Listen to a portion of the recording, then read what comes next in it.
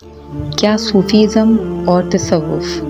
اسلام کا حصہ ہیں، اور کیا قرآن پاک میں تصوف کے بارے میں ذکر کیا گیا ہے؟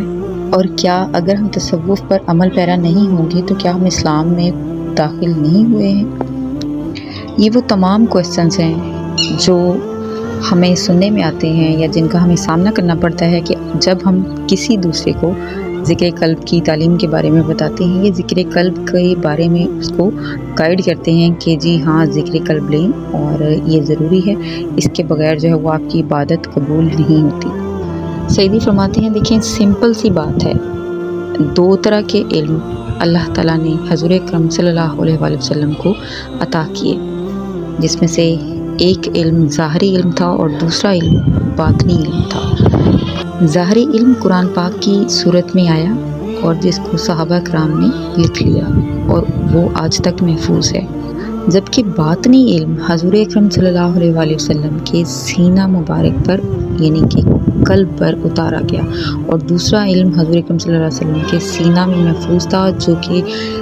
حضرت علی کو سینہ بسینہ کنورٹ کیا گیا۔ حضور اکرم صلی اللہ علیہ وسلم کے بعد حضرت علی کو سینہ بسینہ کنورٹ ہوا، اس کے بعد پھر آگے جتنے بھی ولی اللہ گزرے ہیں ان کو سینہ بسینہ یہ علم جو ہے وہ عطا ہوتا رہا ہے، اور وہ بزرگان دین جیسے کہ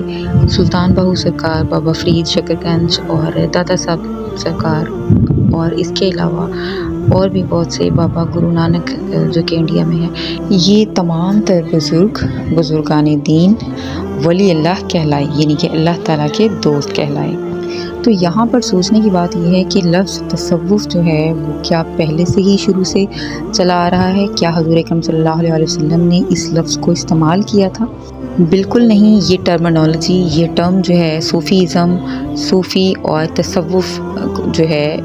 اس علم کے بارے میں خود سے ہی جو ہے وہ ٹرمنالوجی یوز کی جانے لگی، اور اس پر ہزاروں درجنوں میں جو ہے وہ بکس۔ تصوف اور صوفیزم جو ہے یہ مسلمانوں کا خود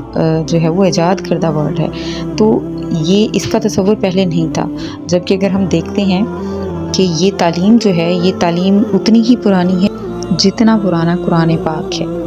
اور اگر ہم قرآن پاک پر غور کرتے ہیں، دیکھتے ہیں کہ قرآن پاک میں اس کا جگہ بجگہ جو ہے وہ ذکر کیا گیا ہے، جیسا کہ ارشاد باری تعالیٰ ہے قد افلح من تزکا، مطلب کہ کامیاب ہوا وہ شخص جس نے تزکیہ نفس کیا۔ اور دوسری جگہ ارشاد باری تعالیٰ ہے سورہ زمر آیت نمبر 22، افمن شرح اللہ صدرہ للاسلام فہو علی نور من ربہ، اور یہاں پر بھی اللہ تعالیٰ نے شرح صدر کا واضح طور پر حکم دیا ہے، اور جیسا کہ ایک اور جگہ پر ارشاد ہے کہ اٹھتے بیٹھتے چلتے پھرتے حتیٰ کہ کروٹوں کے بل میرا ذکر کرو۔ تو یہ کون سا ذکر ہے جو کہ اٹھتے بیٹھتے چلتے پھرتے جو ہے وہ حتیٰ کہ کروٹوں کے بل جو ہے وہ ہم کر سکتے ہیں؟ ایک عام کامن سینس رکھنے والا بندہ جو ہے وہ یہ سوچنے پر مجبور ہو جاتا ہے کہ یہ کون سے ذکر کی بات ہو رہی ہے۔ یہاں پر اللہ تعالیٰ نماز یا روزہ جو ہمارے احکامات ہیں،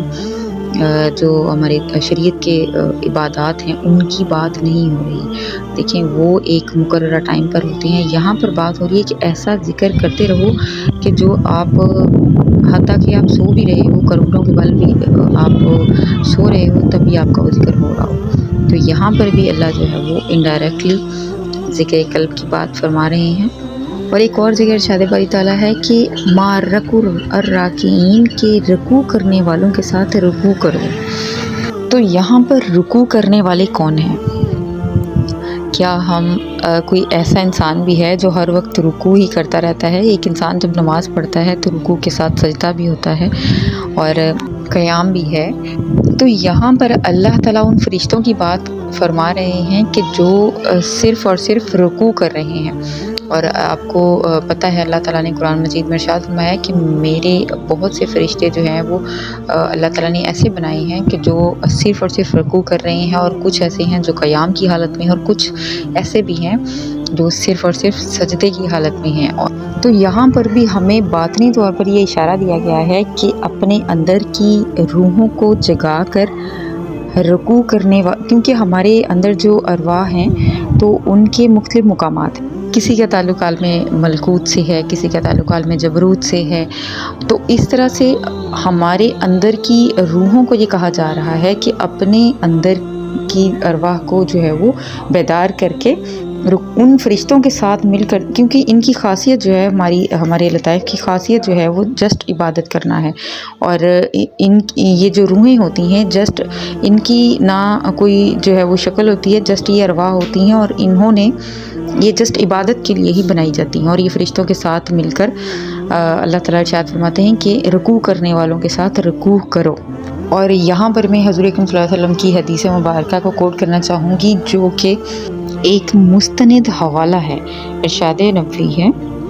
العلماء من صدری، یعنی کہ علماء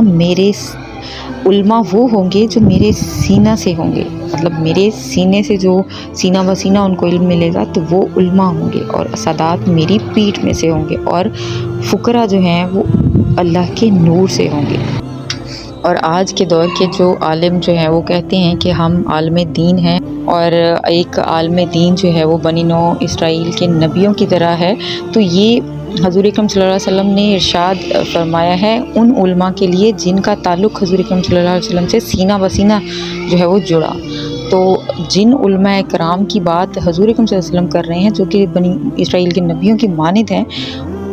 ان کی اطاعت کرنا ہمارے لیے فرض ہے۔ تو یہ جو عالم آج کے بنے ہوئے ہیں جنہوں نے لوگوں کو مس گائیڈ کر دیا ہے، ایون کہ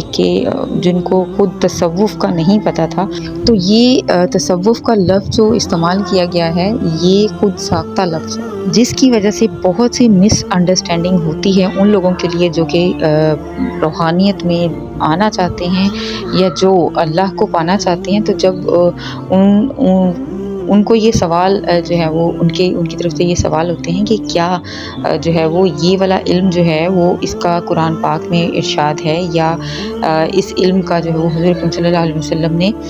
اس کا تذکرہ فرمایا تھا، تو اس کے لیے جب لفظ ہی جو ہے وہ خود ساختہ بنا لیا گیا ہے تصوف کا، اسپرچویلٹی کا اور صوفیزم کا، تو ایک عام بندے کو اس کی بالکل بھی سمجھ نہیں آئے گی، اور اس کو یہی لگے گا کہ اس کا ذکر جو ہے وہ قرآن پاک میں نہیں کیا گیا۔ جب یہ لفظ پہلے یوز ہی نہیں ہو رہا تھا تو اس کا ذکر جو ہے وہ قرآن پاک میں کیسے ہوگا؟ علم موجود تھا، یہ باطنی علم ہے جو کہ حضور اکرم صلی اللہ علیہ وسلم کے سینہ مبارک میں یہ علم محفوظ تھا، جو کہ آگے حضرت علی رحمۃ اللہ علیہ سے آگے ہوتا ہوا ہم تک پہنچا ہے۔ تو یہاں میں سب کو کہنا چاہوں گی کہ جب ہم کسی دوسرے کو بتا رہے ہوتے ہیں کہ اس علم کے بارے میں، آپ نے سب سے پہلے یہ بتانا ہے کہ قرآن پاک کے حوالہ جات کے ذریعے سے، اور ان کو یہ حق ہے، ان کو یہ بتانا ہے کہ آپ اس علم کے بارے میں قرآن پاک میں بار بار جو ہے وہ ذکر کیا گیا ہے، تو آپ قرآن پاک سے تحقیق کر سکتے ہیں۔ آپ تحقیق کریں، پھر جا کے جو ہے وہ کسی چیز کے بارے میں آپ غلط یا صحیح اندازہ جو ہے وہ لگا سکتے ہیں۔ تو دعا کرتی ہوں کہ سرکار ہمیں صحیح علم جاننے، سیکھنے اور شیئر کرنے کی توفیق عطا فرمائے، آمین ثم آمین۔ ویڈیو کو زیادہ سے زیادہ شیئر کریں تاکہ زیادہ لوگوں کا بھلا ہو سکے اور زیادہ علم جو ہے وہ لوگوں تک پھیل سکے۔ ملتی ہوں آپ سے صبح کی ویڈیو میں، تب تک کے لیے اللہ حافظ، گور شاہی مرحبا۔